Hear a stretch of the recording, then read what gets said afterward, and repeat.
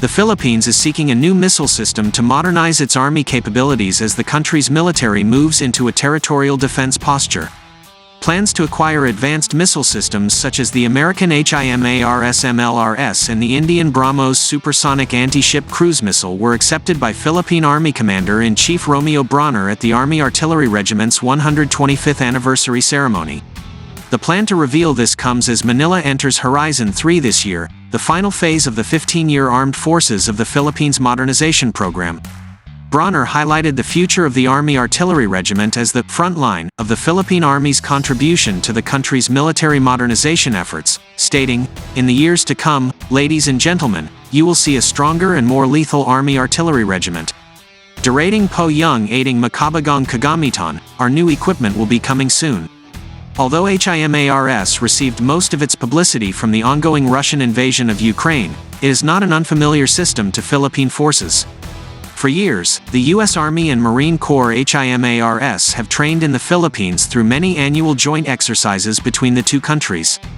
During Balikatan 2023, Philippine forces witnessed the rapid deployment and mobility of HIMARS in Palawan, an island province in the West Philippine Sea, via C-130s in what is known as the HIMARS Rapid Infiltration Exercise.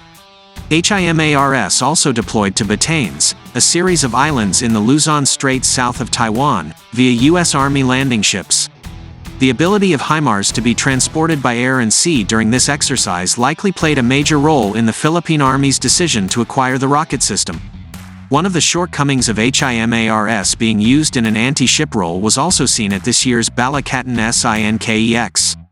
In particular, the fact that none of the 6 guided rockets launched managed to hit the target. Although the purpose of the exercise was to test the kill chain of U.S. forces, it also highlighted the need for specialized anti-ship munitions for HIMARS.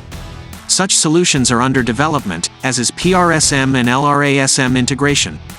Brawner emphasized the importance of previous exercises to the familiarization and training that Filipino troops received from U.S. forces.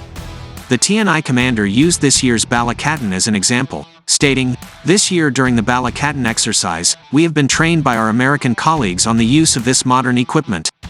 Even though it's not in our inventory yet, this is to ensure that as we get these new weapon systems, we have the units, the facilities, and we have the people trained to use those weapon systems. In other words, this weapon system will start operating." In May, Philippine and U.S. officials met in Washington to finalize bilateral defense guidelines between the two countries.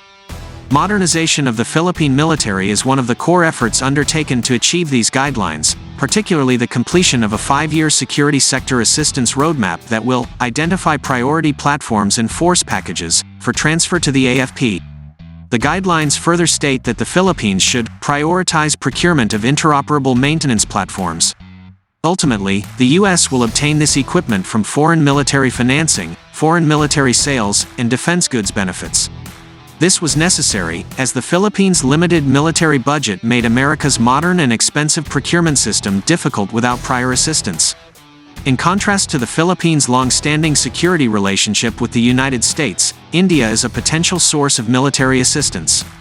The Philippines' procurement of BrahMos is India's first export of a missile system, marking a low importance for India's protection exports. This week, India offered credit for procuring Indian military equipment in a meeting between the foreign ministers of the Philippines and India. This line of credit is specifically to meet Manila's protection requirements, and was previously offered in 2018. Officials also discussed the acquisition of naval assets. One of the meeting points of American and Indian defense efforts in the Philippines is the Coastal Defense Regiment of the Philippine Marine Corps. The unit frequently trains with the U.S. Marine Corps Coastal Marine Regiment and the U.S. Army Multi-Domain Task Force. Earlier this year, 21 personnel from the CDR completed training on the unit's future BrahMos anti-ship missiles in India. Defense and industry officials from the U.S. and India are commonly seen at major Coastal Defense Regiment events, such as at the activation of the Air Defense Systems Battalion.